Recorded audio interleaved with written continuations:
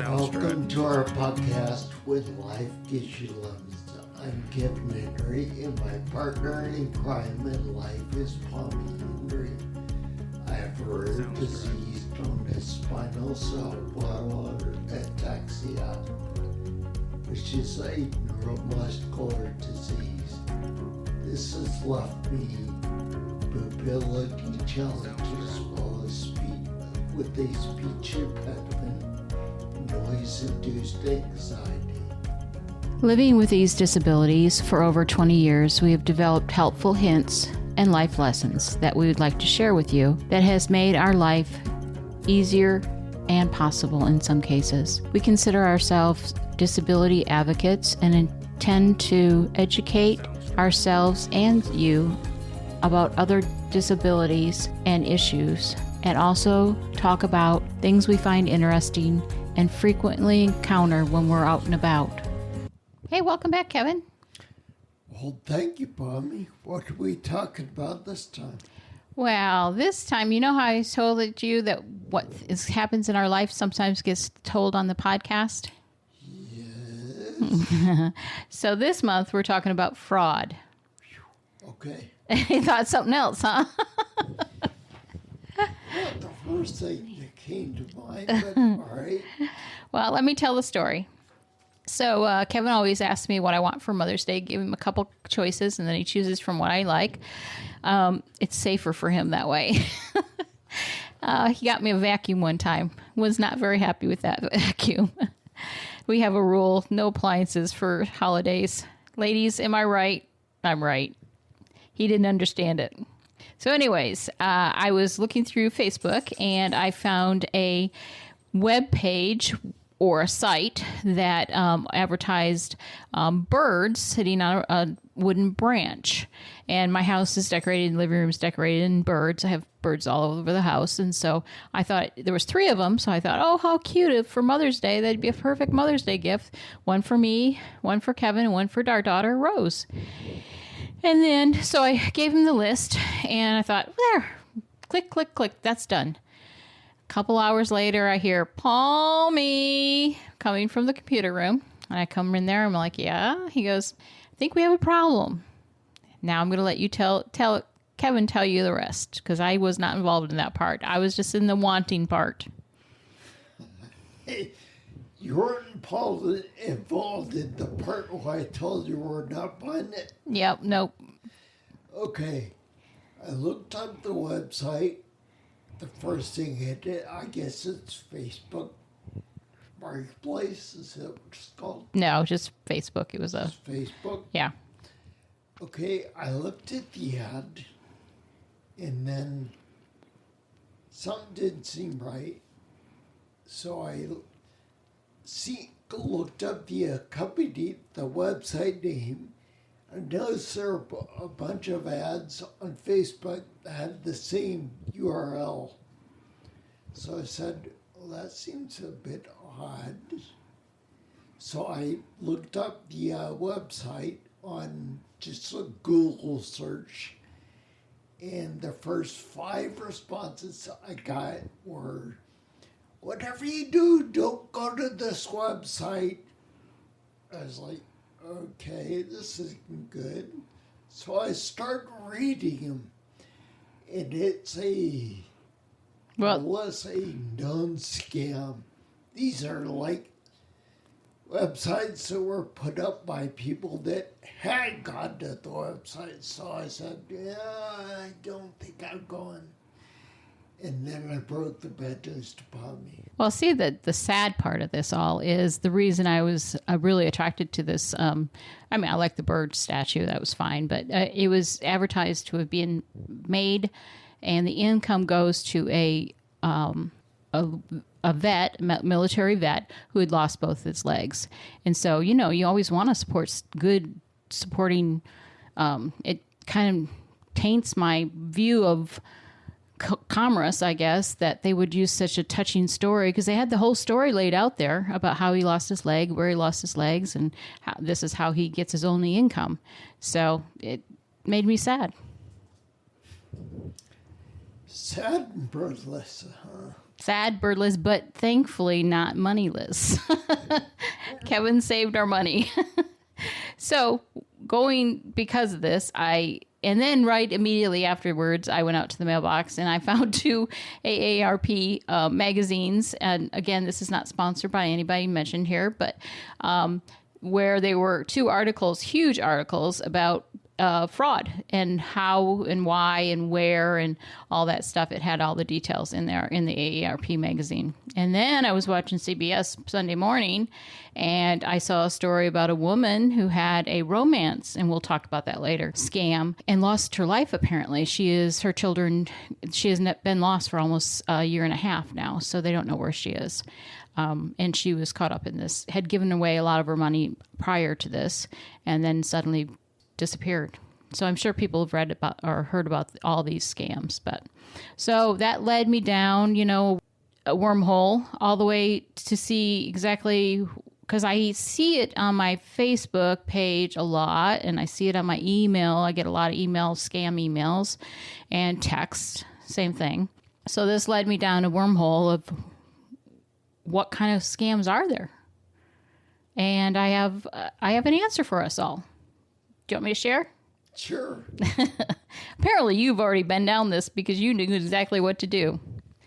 So I went to the Federal Trade Commission and I was bewildered that they state that consumers lose over 10 billion, that's B, ladies and gentlemen, to fraud in 2023, and it was just a little less in 2022 at 2,000.68 million. A quarter of those reports actually have lost money, and the money ranges between $500 and millions. Another curious information thing I found was that a majority of the victims are younger people between the ages 22 and 29. They report the most money lost, most incidences of money lost. But it is not ageless. The frauders do not go for just one group. The group over 70. They don't discriminate. Huh? They don't discriminate. That's the word I was going for. The older group, 70 and over, report the largest dollar amounts of loss. Surprising, huh? Yeah, it is. That's a lot. Way too many. And it's innocent people, That's what's the worst part about it. Not the worst part about it is, that as technology advances, people find ways to use it for bad. Cheat other people out of money, yeah. So the Federal Trade Commission has listed 10 common scams that I think our listeners and viewers should be aware of. So we're going to list them along with what you should do to protect yourself or how you should answer that kind of scam. And so, like I said, I'll say scam number 1, and then I'll give you tips to protect yourself against that scam. And then later on, we'll tell you what happens if you are a victim of fraud. So you ready to go? Sure. Can you guess what number 1? Now, is this in order of... No, I don't think so. I don't think it's occurrence-based, but imposter scam is the number 1 listed on. Yeah, grandparents. Romance, robocalls, sometimes the caller or the robocalls will try to get you to say certain things so they can take your voice comparison and use it for further fraud. The grandfather or grandparent scheme, which is someone calling saying, "Oh my God, I'm in the jail. I'm in a country and I can't get out. I need money right away." And that's where they might have taken your granddaughter or grandson's voice to use on that. So you recognize the voice thinking it's true. And of course, you want to act immediately. You want to get them out of jail. You want to get them across the border, that type of thing. And that's where we're going to tell you to stop and think. Also, the romance, which I alluded to in the intro about the woman that had a romance with a man sending money and lost her life, apparently. So, there's a lot of those, and especially single people looking for love, I think, are the most vulnerable among them. Yeah, I would think so. Yeah. So, if you think you're being taken advantage by an imposter scam, what you should do. So the key thing here is ask personal information. Yes, you may hear your granddaughter's voice on the phone, but they will not know particular information about them. So ask very personal questions. What did I get you on your 8th birthday? That type of thing, where no scammer would know that information. And if you don't get a direct answer, hang up.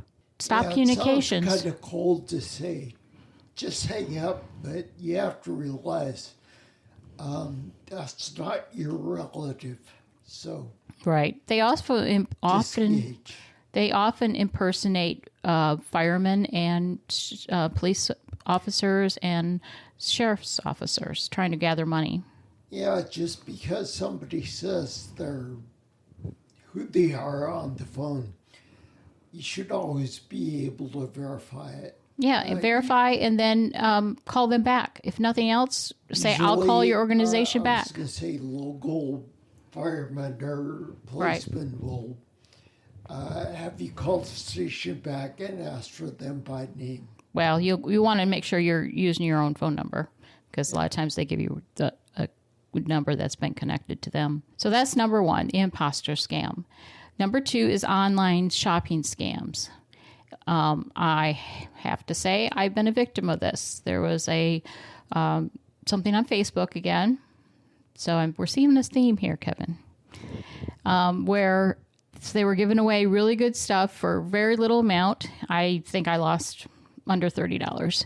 I did not report it. I probably should have. No, I did report it. I reported it to Facebook that it was a scam page, but not before I had sent my money.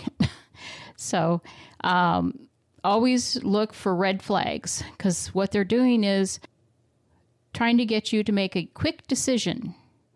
So what you should do is stop, think about your purchase, review, look for red flags, look for the website, look for the company's name, and always use PayPal or a credit card where you can dispute the charges. If you use just your debit card, it goes straight out of your bank account, and there's oftentimes no way to dispute those charges. Anything else, Kev? Nope, that's straightforward, yeah. Okay, so the next one is a sweepstakes scam. Say that 3 times fast. No, thanks. Where they're offering you the winning prize. But, there's always a but, you have to send in money for shipping. Does that sound like a real sweepstakes? To a cheap guy like me, no. It costs money, so... No. Everything costs money. Never. A real sweepstakes do not ask for payment up front, nor do they ask for additional information, which they might be trying to scam your social security number or your address or a bank account or something like that. So oftentimes there's things that you're not thinking that they're trying to get from the sweepstakes while you're thinking about the wonderful prize you're going to get. Number 4, investing scams. Now, these are not as common, but record the largest amounts of loss, over $7,768 per claim. And this is basically where you're paying for tips, seminars, courses, or promises to invest on your behalf. Cryptocurrency, Kevin, stock or bond or real estate. You were into cryptocurrency for a while.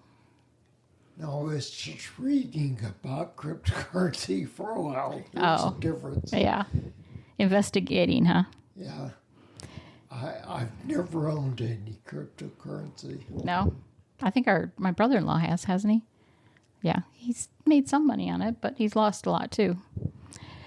Never pay for a course that promises a guaranteed return. Never a return of promise. No promises of passive income.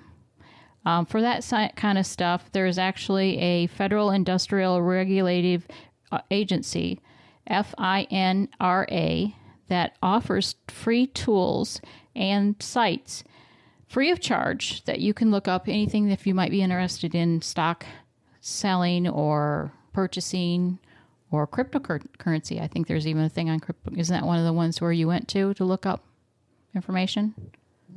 No? No, I just watched a bunch of YouTube videos. Well, don't trust those either. Like I said, I was just looking for information. Yeah. I wouldn't buy anything from any of them. Yeah. So on all these, basically, to keep yourself safe is to stop, think about it, and then investigate. Seems pretty simple. It sounds simple, but it's not always as simple. That's true. It's A lot of stuff is deceiving. a lot of fraud plays on your Emotional. emotions. Yeah. So Or your it's desires, or, something to get it's- something for free. hard to think rationally when you're thinking with your heart, because your heart doesn't think rationally. Right. The fifth one is business or job opportunities. And this would be like fake work from home opportunities, franchise opportunities that are not real. Can you think of any other ones? Well, those mainly cover it, but I guess we should talk about how they've changed over time. It used to be you could, pretty much rely on an ad for working from home being something that would not be the complete truth. But since we had to endure the COVID lockdown, a lot of legitimate companies had their employees work while they were at home. And they found out it actually did a lot for them as a company. Well, in some And cases, other cases really it didn't. Depends on Yeah. what business it is. Wouldn't work for sales. Yeah. No. It's hard to work from home if you're employed by McDonald's, I'm sure. Yeah. That'd be a deliver from the house hamburger. I don't know what it would be. But our daughter kind of. job. Yeah. That's what it would be. Our daughter ran into this when she was looking for a job. She said probably out of 10 offers, like 7 were fake or, promises stuff, but then you had to pay in order to get the information, which that is the number one key. Do not pay for anything. There is somewhere free out there to find where the actual information is. So you want to look up the company online, never pay for tips or jobs. The sixth one is internet services.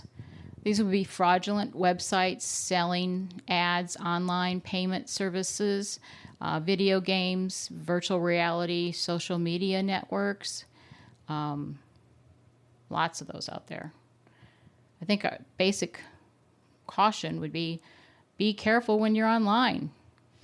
Well, yeah, but it's kind of hard to do when you think, oh, this is so great. Yeah. It's on the internet. How can it be not true? Or you're playing a game and suddenly they start asking you for money in order to get extra lives, or you're in the thrill of the game. You don't want to stop. Don't want to stop and end it where you're at. Or the IRS contacts you for, repayment of something they think you owe, what they want payment and Now. Apple gift cards, Or you're going to go to jail or something, yeah? Yeah. Yeah, that's not good. So be sure to be careful when interacting with people online. There are lots of fake actors out there. Monitor your monthly subscription charges and internet charges. Make sure you're not getting charged for something that you didn't sign up for. Common sense, I think. Number 7 is telephone and mobile services. This would be example of this would be phone plans, providers, apps. They're trying to trick you to download malware or what? And this is a new word combination for me. It's called swap and port. Swap or port your number to a phone or carrier to then try to intercept text messages for one-time codes to your accounts and passwords. So they can take over your phone by swapping out your SIM card or calling the company and asking for another SIM card sent to their address, not yours. And they take over your phone, which is not cool. No, I don't think anybody can live without a phone these days, can they? Well, I think I could, but I'd be the exception. There you go. So always be careful to download apps from the official stores. Kevin informed me that there's an Apple app, the Play Store for Google, and the Windows Store for Microsoft. So there's an official store for your device typically, and you should stick with those originals. Don't go offline somewhere. Also, uninstall apps that you don't use. Scan devices for malware and antivirus software. Call mobile carriers to enable SIM swapping protection, which I was not aware you could do. And review your bill regularly to pick up anything right away. Sounds legit. Yeah, that about covers it. Yeah. So here's the next one, and that we have. I can see where this would happen a lot. It's healthcare scams. Again, they are preying on your emotions, not really your logic. Right. If you're sick, you don't feel good, you want to fix. So this is misleading and deceptive claims about medical or health-related products or services. So they indicated that the largest amount of fraud here is with diet products. I'd get that, right? I see all kinds of diet stuff out there nowadays. Take a pill, it'll cure take off 10 pounds, whatever. Well, I'm pretty sure that there's been a lot of diet stuff. For years, yeah. For Yeah. Many, many years. I think they used to see, my mom told me she used to see it in magazines and stuff where, and you'd think it'd be legit if it was in a magazine. They paid for the advertising, but again. Well, just like if it's on the internet, it's got to be real. Yeah, that's true. I think when we were on some tour somewhere, and where was it? I think it's when Jacqueline and I went to the Hot Springs, Arkansas, yeah, where they showed all these artificial things that were supposed to make you lose weight, where it was a machine that had a band, and you put it around your stomach, and it like jiggled you and jiggled the fat off you, apparently. Needless to say, it didn't work. The fat away. Yeah. There was a lot of stuff. There's even pills out there, and Kellogg's had, what did he do? He did health saunas and clubs and stuff. Yeah, before he made cornflakes. Well, no, cornflakes was part of the regimen. It was part of the diet. Yeah, but I mean, before he made the cornflakes part of the diet. It was graham crackers, yeah. Or graham, whole wheat. He kind of had a thought where it was whole wheat versus, white wheat products and stuff like that. But there was a lot of weird stuff that he did to people. A lot of pooping. A lot of pooping stuff. So, if somebody's promising you a cure to a disease or prescription drugs that cure all, or nowadays, and honestly, I wish the government would do more regulation on this for supplements. I end up having to take quite a few supplements because my the surgeries that I had, and you never know what's a good supplement or what if you're getting what they're saying you're getting, because it's not regulated. They really need to get down on that and figure that out, because I think there's a lot of times where you're not sure how much of the actual product you're trying to get into you is, and how much is actually filler. And there was a lot of times in my case, and your case too, where you were allergic to the filler that they put in. Yeah. That was when I was a kid. It was really apparent because I take those, like the Flintstone Chewable multivitamins. Yeah. That, the multivitamins typically have a lot of filler in them. Yeah. I'm not sure why, but you were taking one medicine that we had, the doctor recommended a supplement, and you tried it and you couldn't take it because this, whatever the filler was in it, you were highly allergic to it. And we finally figured out it was the filler, not the supplement that you were trying to take. I can't remember what it was now. Do you? Me either. No. Yeah, I don't remember either. I do remember the hives, though. It was not a pretty case. So, just common sense here. Speak with your primary medical professional, or you can go to the FTC page, and they have a lot of stuff that's already been proven to be scams. Yeah, chances are if you have a good relationship with your doctor, you bring something up and he starts laughing at you, it's not a good product for you to invest a large amount of money in. Yeah, there with the fact that Kevin has a disease that's very rare. We go to our neurologist often with these claims that we see in somewhere or something, and he's pretty good about telling us whether they're fake or might have a chance of helping Kevin. Well, I don't know. I was listening to the Ataxia Foundation that's on the YouTube, and she mentioned, the neurologist there mentioned that a lot of times it doesn't help. It helps some of the symptoms, but makes other symptoms worse. For like the movement, it would make you, because you're not as aware where your body is, it might make it more dangerous for you to be on it if you're going to be moving around and stuff. But it does help anxiety. So it certainly does. Yeah, we've tried that for, now that it's legal here in Missouri, we've tried it, and very low doses, very micro doses, but it helps him with anxiety, especially when the little kids are coming over for holidays or something. He doesn't strangle them. That's a good sign. His little high squeaky voice is just all I hear is kill, kill, kill. He's kidding. But it does help him. He also helps him watch football. Yeah, the crowd noise in football is what gets me. All those people and whistling and screaming and hollering. Yeah. Yeah. Okay. It was better during COVID. They never had the audience noise, but then they did pipe it in, didn't they? You found that I think they did. Yeah, some of the games they actually piped it in to add to the enthusiasm and stuff like that. Yeah, because you'd have the cardboard folks in the stands, but you'd have the crowd. The real noise, yeah.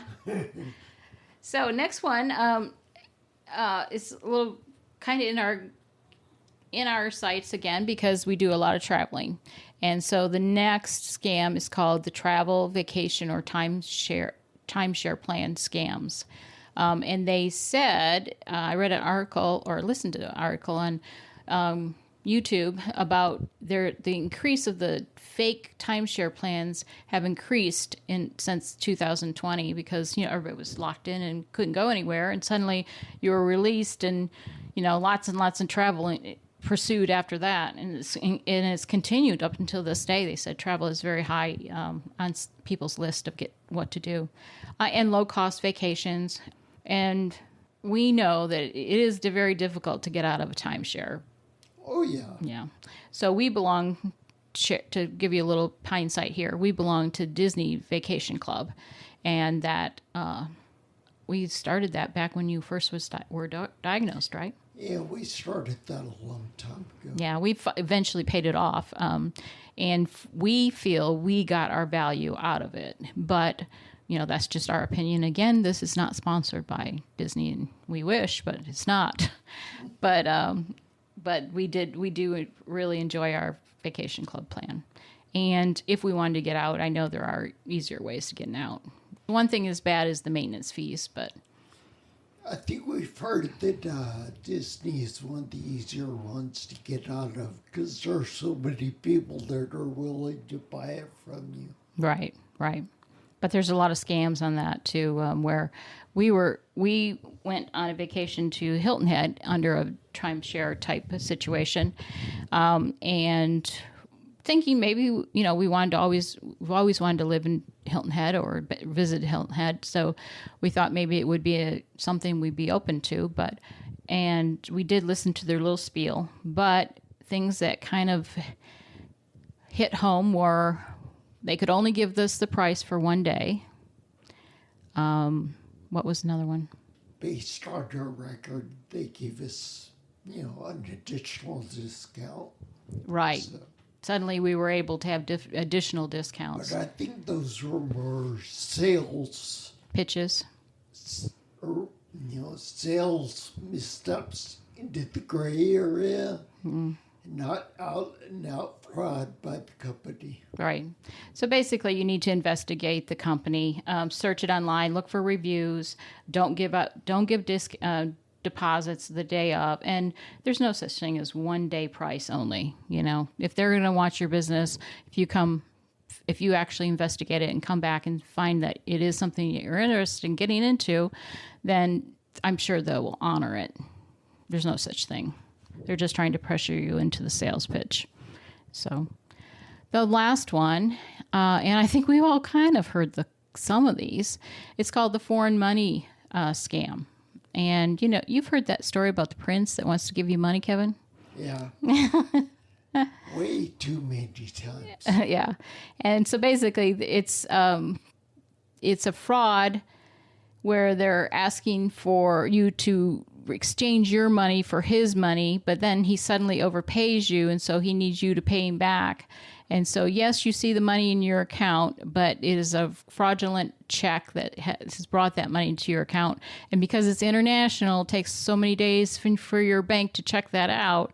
And by the time they do, you've already sent them back the overpayment in, say, a gift card or something else. I don't know. But we've all heard that scam. I think it's pretty... I can't imagine anybody falling for it nowadays, but...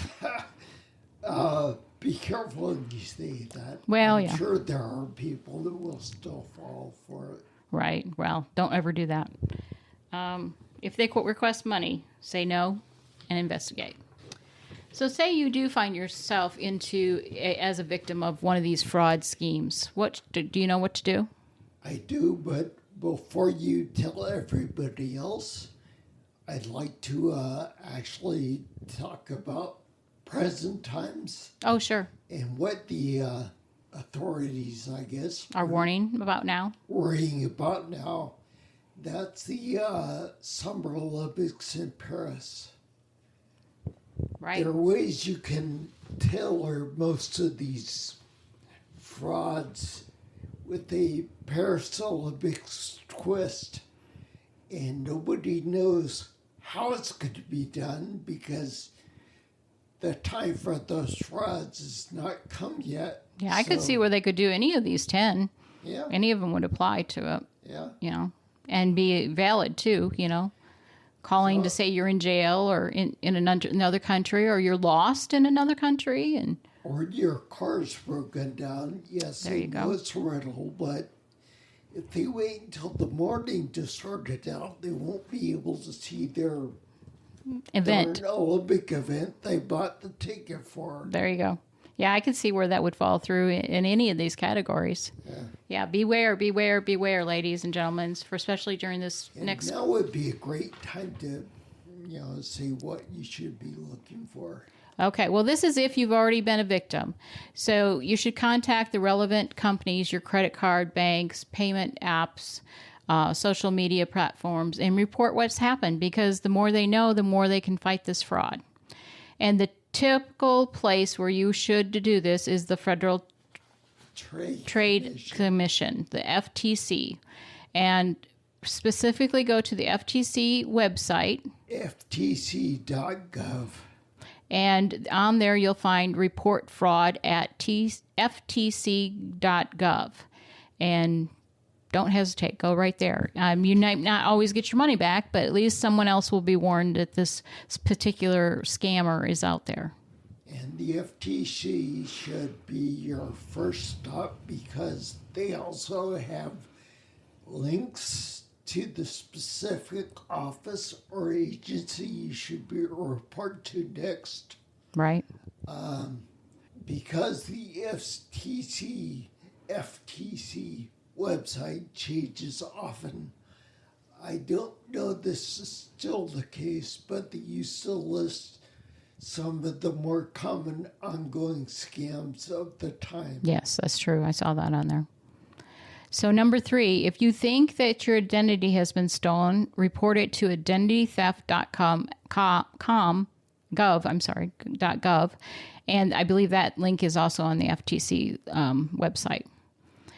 What you can do is add security freezes and fraud alerts on your consumer reports, which would be your credit report, your credit cards, and your credit report, and along with the check service report, and also the National Consumer Telecom Utility Exchange. NCTUE